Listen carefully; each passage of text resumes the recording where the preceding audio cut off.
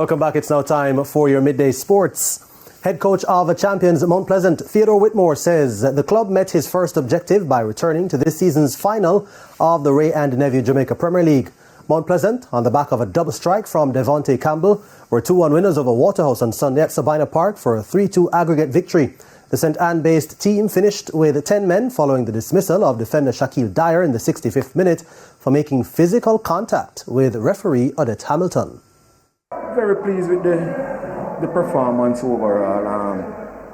I think it was a pretty decent performance until we lose Dyer.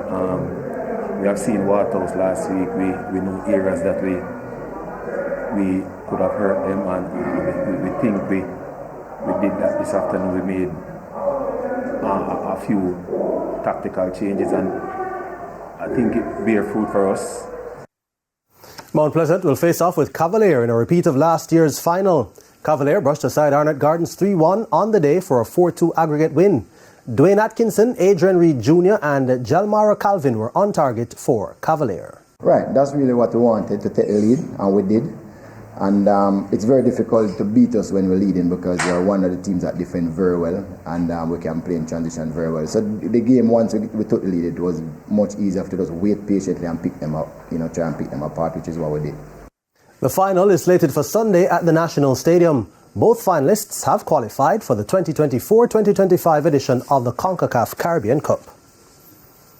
Meanwhile, CEO of the Professional Football Jamaica Limited, PFJL, Owen Hill, is condemning the behaviour of fans who hurled bottles during the contest between Arnott Gardens and Cavalier. After referee Okito Nicholson awarded Cavalier a penalty, sections of the stands, predominantly with Arnott Garden supporters, showed their disapproval by throwing bottles on the field, which forced a delay of at least 5 minutes. There was a second incident following a yellow card shown to Shavani Willis that held up the game moments later. A third bottling incident ensued after Cavalier netted their third goal, and Hill believes a cultural shift is needed to reduce repeat occurrences. Yeah, well, I wouldn't say it's not a good look. I would say, there are some things that we need to correct as a nation. Let's start there. Try as we may, there are some cultural issues that we need to solve, and I would say, it's just a matter of exuberance. We know that the fans supporting both teams have a certain kind of energy, and we saw where it could have gotten out of hand. I think it was properly dealt with quick and fast, and we had the game which continued. Some cricket now. West Indies women's captain Hayley Matthews was today named ICC Player of the Month of April. The Barbadian was copying the award for a third time and was rewarded for her performances in Pakistan recently, where the West Indies swept the ODI series 3-0 to go with a 4-1 T20 series win.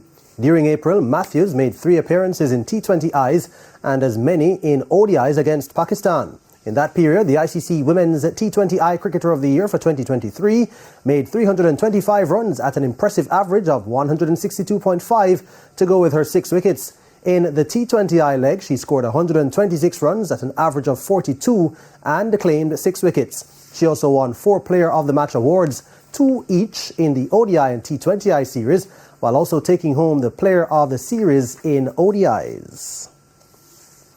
And finally, reigning NBA champions Denver Nuggets have now levelled their 7-game best of 7 Western Conference semi-final series at 2 apiece with the Minnesota Timberwolves following a comfortable 115-107 victory on Sunday. Regular season MVP Nikola Jokic was again the star man for the Nuggets with 35 points, 7 assists and 7 rebounds. Aaron Gordon supported with 27 points and Jamal Murray 19. Anthony Edwards scored a game-high 44 points for the Timberwolves, who held a 2-0 lead on the road. Over in the East, the Indiana Pacers also squared their series at 2 apiece by blowing out the New York Knicks 121-89. Tyrese Halliburton was the best of the Pacers scorers with 20 points. TJ McConnell supported with a double-double of 15 points and 10 assists. This evening, the Boston Celtics take a 2-1 lead into their series with the Cleveland Cavaliers, while it's a similar situation for the Dallas Mavericks over the Oklahoma City Thunder. And that is it for your midday sports. Ashane? Thanks, Jordan. And that's the midday news. I'm Shane Masters. Join us at 7 for primetime news. On behalf of the news, sports and production teams, have a good afternoon.